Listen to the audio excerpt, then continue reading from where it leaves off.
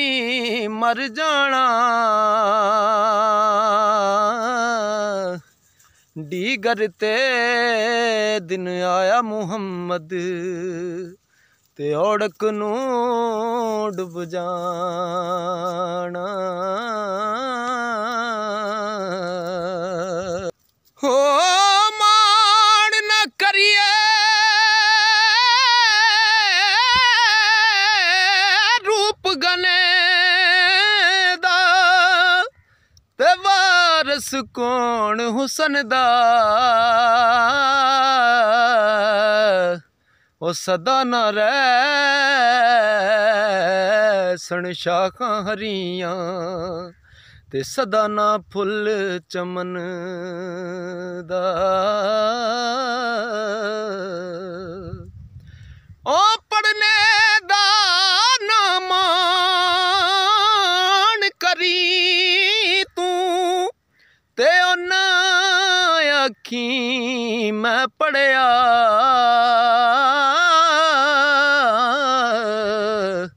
ओ जब्बार सतार कहावे ते मता रोड़ देवे दुध कड़िया। ते बेली बेली सब जग आखे। ओ बेली बेली सब जग आखे ते मैं भी आखां ओ बेली। उस दिन दा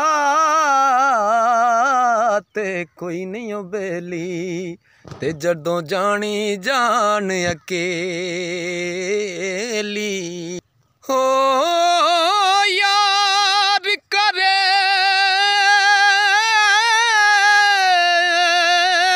जद अपना तेनू ते छुट सन हो रशनाया। ओ माँ प्यो सजन याद न रसी ते हिरस न पैना पाया। ओ ले ओ यार हवाले रब दे ते ओ मिल ले जांदी वारी। ओ इस मिलने नू याद करे सें ते ओ रोसें उमरां सारी। तमाम दोस्तां नू गुजारिश है बिलाल हैदर दी आवाज़ नू शेयर करो।